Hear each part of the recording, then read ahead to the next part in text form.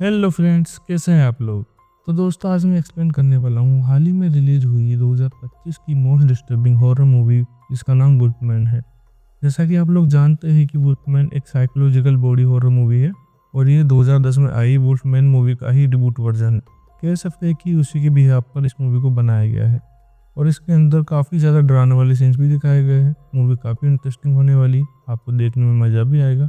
तो चलिए अब बिना किसी देरी के चलते ही सीधा वीडियो की तरफ। तो कहानी की शुरुआत 1995 के समय से होती है, जहां हमें एक शहर को दिखाया जाता है जिसका नाम ओरेगन है और वहीं पर हमें एक गांव को दिखाया जाता है जो कि पहाड़ों के बीच में बसा होता है।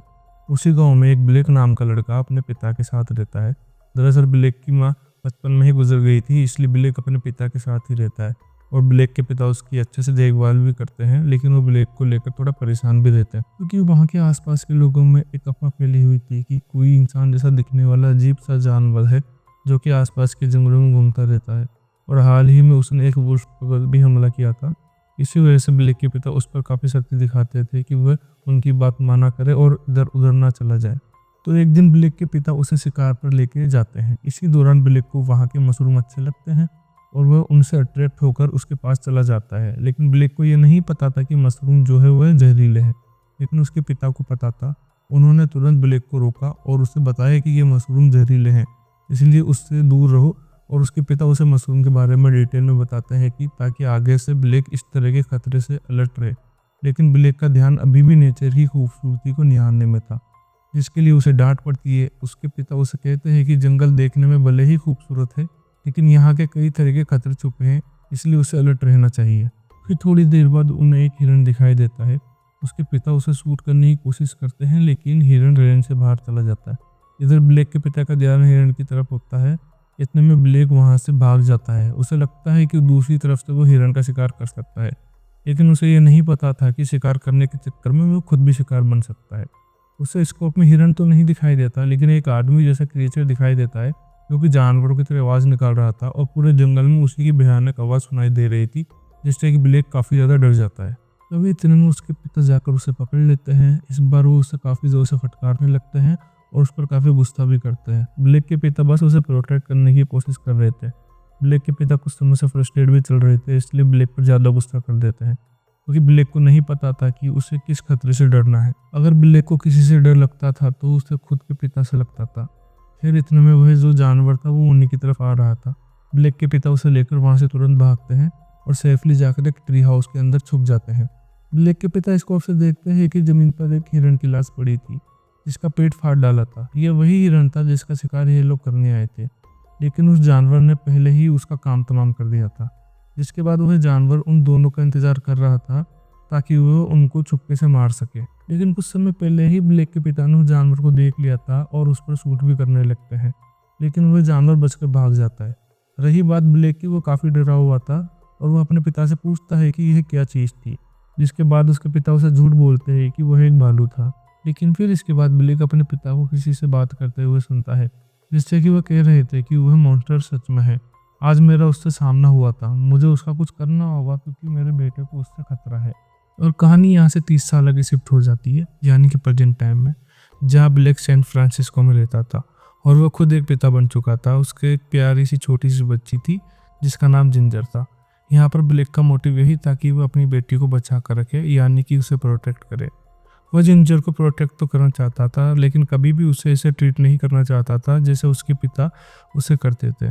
जिंजर भी अपने पिता को काफ़ी ज़्यादा प्यार करती थी, लेकिन जिंजर यहाँ पर एक शरारत कर देती है जिस वजह से उसे चोट लग जाती है और ये सब देखकर ब्लेक काफ़ी ज़्यादा गुस्सा हो जाता है और वो पहली बार जिंजर से ऊंची आवाज़ में बात करता है, जिससे जिंजर रो पड़ती है। पहले ही पर ब्लेक को रियलाइज़ होता है कि वो अपने पिता की तरह बन गया है, जिसके लिए वो जिंजर से सॉरी बोलता है कि आज के बाद तुम पर कभी भी नहीं चिल्लाऊंगा।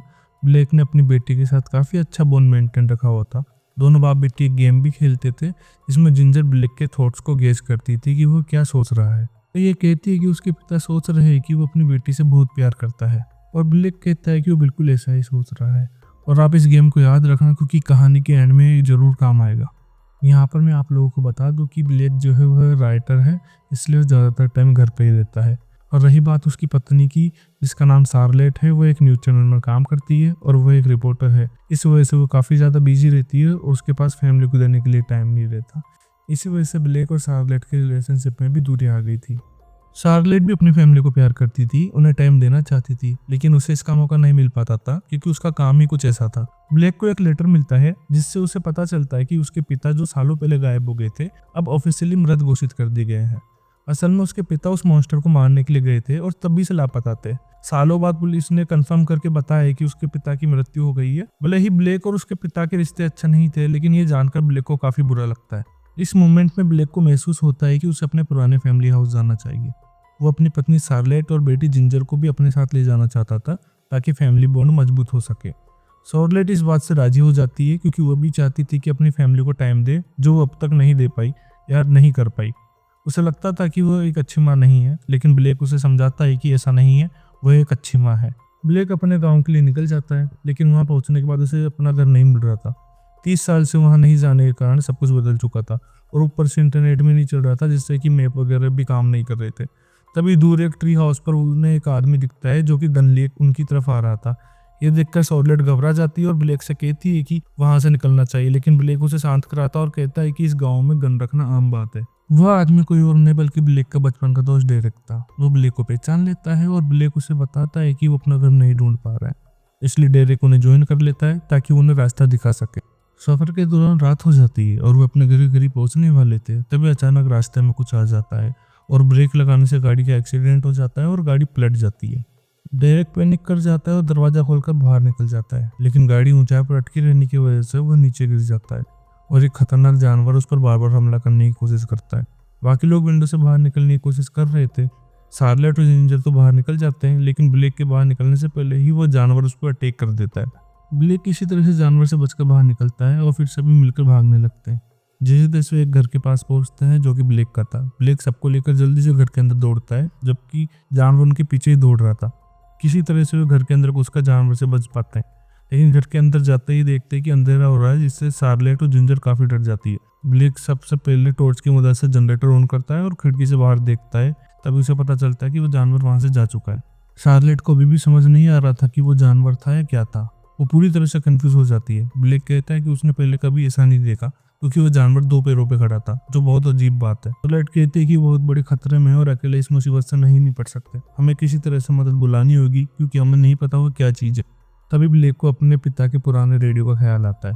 वो उसे चेक करने की कोशिश करता है, लेकिन जब वो रेडियो की फ्रीक्वेंसी पर संपर्क बनाने की कोशिश कर रहा था तो फ्रीक्वेंसी मैच नहीं हो पाती। अचानक ब्लेक को महसूस होता है कि उसके साथ कुछ अजीब हो रहा है। वो नोटिस करता है उसके दांत जड़ रहे हैं और साथ ही में उसके हाथ से खून निकल रहा था। इन सब चीजों में वो अपनी पहली वाली चोट को भूल चुका था जो गाड़ी के एक्सीडेंट में लगी थी। ब्लेक कहता है कि उसके हाथ में जो कट लगा है वो गाड़ी की विंडो के कांच से हुआ होगा, लेकिन शार्लेट कहते हैं कि ये कांच का निशान नहीं है, शायद उस जानवर के पंजे का घाव है। शार्लेट उसका घाव बांध देती है और फिर शार्लेट जो है वो जिंजर को लेकर सोने चली जाती है। ब्लेक दरवाजे को ब्लॉक करने में लगा हुआ था। तभी उसे बाहर से बहुत तेज आवाज सुनाई देती है जो बाकी सभी को सुनाई नहीं देती, केवल ब्लेक ही उस आवाज को सुन पा रहा था। वो उस आवाज की दिशा का पता लगाता है और आगे बढ़ता है तो उसकी आंखें खुली की खुली रह जाती है। वो देखता है कि वो आवाज एक विशाल मकड़ी की थी जो कि क्लोजेट के अंदर चल रही थी। उस मकड़ी की आवाज इतनी तेज थी कि पूरी तरफ गूंज रही थी। अब ब्लेक को एहसास होता है कि जिस तरह से उसके दांत टूट रहे हैं और नए दांत आ रहे हैं, ये भेड़ियों के दांत आने की प्रक्रिया है। जैसे कि दूध के दांत टूटकर नए दांत आते हैं, बिल्कुल वैसे ही। उसकी ताकत भी अब कई गुना बढ़ चुकी थी और शरीर में कुछ बदलाव भी होने लगे थे। ब्लेक के लिए सब कुछ बहुत अजीब और डरावना था। एक पल के लिए तो उसे ऐसा लग रहा था जैसे कि शरीर फटे जा रहा हो। उसे भेड़िए की आवाज भी सुनाई दे रही थी और वो जानता था कि भेड़िया घर के आसपास ही घूम रहा है। अचानक वो दरवाजे के पास आकर रुक जाता है और भेड़िए की हर हरकत को ध्यान से देखता है और सुनता है। तभी भेड़िया नीचे से उसके पैर को पकड़ लेता है। शार्लेट को देखकर समझ जाती है कि उसका पति खतरे में है। वो बिना किसी देरी के कुल्हाड़ी लेकर आती है और उसका यूज करके भेड़िए को भगा देती है। ब्लेक भेड़िए से तो बच जाता है, लेकिन उसके अंदर जो भेड़िए के वायरस था उससे उसकी हालत और भी खराब हो जाती है। उसे अपनी आवाज अजीब और डरावनी सुनाई दे रही थी। वो किसी के साथ भी बात करने में असमर्थ हो रहा था। शार्लेट को समझ में आ जाता है कि उसके पति को जो जानवर ने काटा था उससे वो इन्फेक्टेड हो गया है। ब्लेक भी समझ चुका था कि अब कुछ नहीं हो सकता। डर के मारे वो टॉयलेट की ओर भाग जाता है, लेकिन शार्लेट उसको संभालने के लिए उसके पीछे भागती है। ब्लेक कुछ भी बोलने में असमर्थ था, इसलिए शार्लेट उसे एक पेन और पेपर देती ताकि वो लिखकर बता सके कि वो क्या कहना चाहता है। ब्लेक पेन उठाता है और लिखता है कि मैं मर रहा हूँ। शार्लेट उसे समझाने की कोशिश कर रही थी कि ऐसा नहीं है, तुमसे बीमार हो, तुम ठीक हो जाओगे। लेकिन ब्लेक को शार्लेट की बातें बिल्कुल भी समझ नहीं आ रही थी। उसे सब कुछ अजीब सा लग रहा था। अब तो उसका विजन भी डिस्टर्ब हो चुका था। उसे चारों ओर अजीब सी चीजें दिखाई दे रही थी। उनकी आंखें भी एकदम चमक रही थी, लाइक नाइट विजन जैसी, और साथ ही उसकी बाल भी झड़ रहे थे बहुत तेजी से।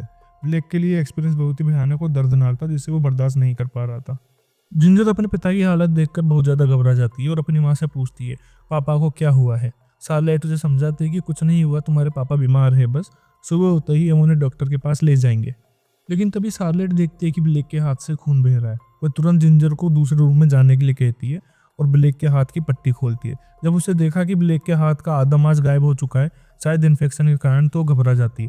ब्लेक को इतना ज़्यादा दर्द हो रहा था कि वो अपना हाथ खुजाने लगता है और अपने दांतों से काटने की कोशिश करता है। ब्लेक का ये दर्दनाक व्यवहार सारलेट को बहुत शौक करता है और वो और ज़्यादा घबरा जाती है।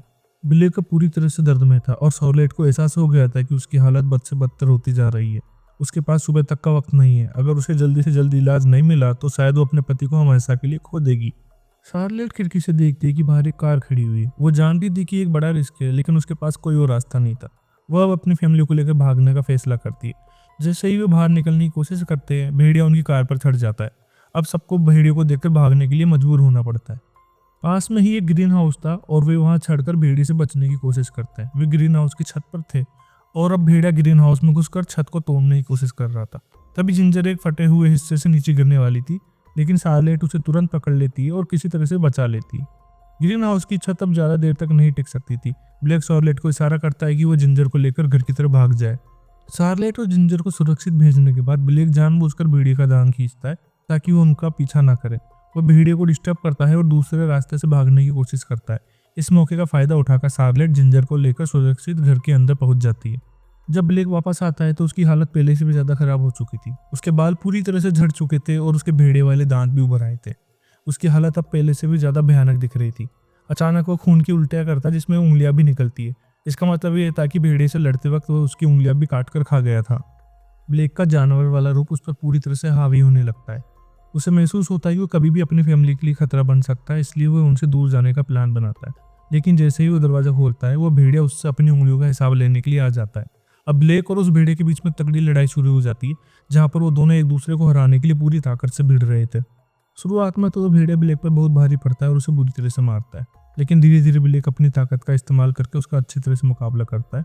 अंत में वो भेड़िए की गर्दन को काट देता है, जिससे भेड़िए की मौत हो जाती है। इससे ये साफ हो जाता है कि ये भेड़िए सिल्वर बुलेट के बिना भी मारे जा सकता है। अब यहाँ एक और बड़ा खुलासा होता है। ब्लेक देखता है कि भेड़िए के हाथ में एक टैटू है जो उसके पिता के हाथ पर भी था। इसका मतलब ये था कि ये भेड़िया उसके पिता थे और वह कहीं गायब नहीं हुए थे, बल्कि खुद भेड़िया बन गए थे।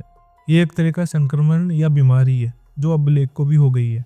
ब्लेक समझ जाता है कि वो भेड़िए जैसा बन जाएगा और अपनी फैमिली के लिए भी खतरा बन सकता है, इसलिए वह घर से बाहर निकल जाता है। लेकिन वह बाहर जाता ही बेचैनी महसूस करता है।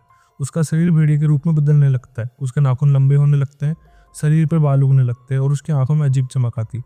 अब ब्लेक पर भेड़िए वाला रूप हावी होने लगता है और वो अपनी फैमिली पर भी हमला करने लगता है। ये एक बड़ा खतरनाक मोड़ था, क्योंकि ब्लेक अब अपने अंदर के भेड़िए से लड़ रहा था और उसे डर था कि वो कहीं अपनी फैमिली को नुकसान ना पहुंचा दे। शार्लेट समझ चुकी थी कि ब्लेक पूरी तरह से भेड़िया बन चुका है और उनके लिए खतरा भी है। इस बार शार्लेट ब्लेक के लिए दरवाजा नहीं खोलती और अपने बचाव के लिए एक चाकू उठा लेती। फिर भी ब्लेक किसी तरह से घर के अंदर घुस जाता है, लेकिन उसके अंदर का इंसान अभी भी जानवर वाले रूप से लड़ रहा था। फिर भी शार्लेट उसे खतरा मानते हुए उस पर चाकू चला देती है। इसके बाद ब्लेक शार्लेट पर हमला नहीं करता, बल्कि वो चाकू को हटाने की कोशिश करता है। इसी बीच शार्लेट जिंजर को लेकर घर से भाग जाती है और एक बाड़ी में जाकर छुप जाती है। वह शार्लेट को एक बियर ट्रैप मिलता है, वो इसका ब्लेक को रोकने के लिए इस्तेमाल करने का सोचती है। अब शार्लेट को लगता है कि ब्लेक उन्हें नहीं देख पाएगा क्योंकि बाड़े में अंधेरा था, लेकिन ब्लेक उन्हें देख लेता है क्योंकि उसके पास नाइट विजन होता है। लेकिन वह फिर भी उन पर हमला नहीं करता। जैसे ही ब्लेक उनके करीब आता है, वह बियर ट्रैप में फंस जाता है और इस मौके का फायदा उठाकर शार्लेट जिंजर को लेकर भाग जाती है। ट्रैप में छूटने के लिए ब्लेक अपने ही पैर को काटकर खा लेता है और घुटने के बल पर रेंगता हुआ उनका पीछा करता है। माँ और बेटे घूमते घूमते उसी जगह पर आ जाते हैं जहाँ से सब कुछ शुरू हुआ था। वहाँ पर उनकी गाड़ी पलटी हुई थी और पास ही में डेरे का कटा हुआ हाथ पड़ा था और उसके पास में एक गन पड़ी थी। अब शार्लेट उस गन को उठा लेती है और जिंजर को लेकर एक ट्री हाउस में छुप जाती है। इन सब के बीच में सुबह हो गई थी और उन दोनों का पीछे करते हुए ब्लेक भी ट्री हाउस तक पहुंच गया था और ट्री हाउस के ऊपर चढ़कर उनके पास पहुंच जाता है, लेकिन उन्हें किसी तरह का नुकसान नहीं पहुंचाता। ब्लेक कभी भी अपने पिता की तरह नहीं बनना चाहता था, लेकिन अब वो वैसा ही बन चुका है। अब तो उसकी खुद की बेटी भी उससे डरने लगी थी, जो कभी उसके पास सेफ फील करती थी। ब्लेक खुद को इस हालत में देखकर टूट चुका था। वो अपनी पत्नी और बेटी से दूर नहीं रहना चाहता था, लेकिन वो जानता था कि अब वो उनके लिए खतरा बन चुका है। स्टार्टिंग में हमने देखा था कि ब्लेक और जिंजर आपस में एक गेम खेलते थे, जिसमें जिंजर अपने पिता के थॉट्स को गेस करती थी और यहाँ पर भी जिंजर अपने डैड के थॉट्स को पढ़ लेती है और वह अपनी मॉम से कहती है कि डैड चाहते हैं कि अभी आप उन्हें खत्म कर दे। लेकिन शार्लेट ये नहीं कर पा रही थी, वो चाहकर भी ट्रिगर नहीं दबा पा रही थी। इस पर ब्लेक उसे समझाता है कि उसे ऐसा करना पड़ेगा। फाइनली वो ना चाहते हुए भी ब्लेक को शूट कर देती है। अब अपना आखिरी पल में ब्लेक वही सीनरी देखता है जिसे वो बचपन में देखकर बहुत खुश हुआ करता था। अब वह शांत और सुकून महसूस करता है, जैसे कि उसे आखिरकार शांति मिल गई हो। और इसी के साथ में ब्लेक अपना दम वहीं पर तोड़ देता है। दोस्तों, इसी के साथ में फिल्म की कहानी यही समाप्त होती है। उम्मीद करता हूँ कि आप लोगों को मूवी पसंद आई होगी। अगर वीडियो अच्छा लगा हो तो चैनल को लाइक और सब्सक्राइब करें। हम आपसे मिलते हैं अगले वीडियो में, तब तक के लिए बाय।